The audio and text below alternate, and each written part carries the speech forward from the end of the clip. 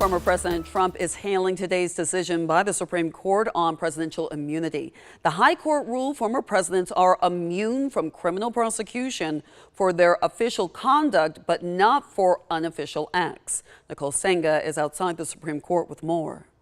The Supreme Court issued a landmark decision on presidential immunity in a case that directly affects former President Trump. In a 6-3 ruling, the conservative majority divided presidential conduct into 3 categories. Official acts that are part of the president's core constitutional powers, for which the president has absolute immunity.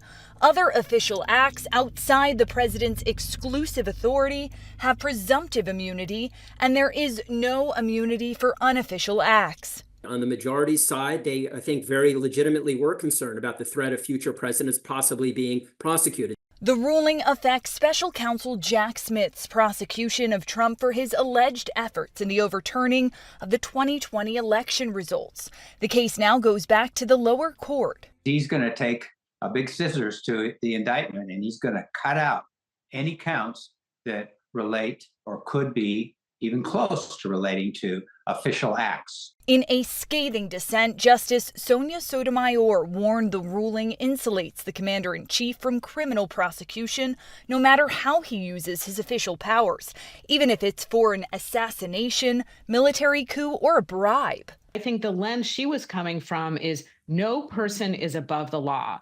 Chief Justice John Roberts wrote in his majority opinion that no president is above the law, and the court ultimately rejected Trump's argument that he has absolute immunity unless impeached by the House and convicted by the Senate. With just over 4 months until the presidential election, Monday's ruling makes it highly unlikely Trump will face trial in the election interference case before then.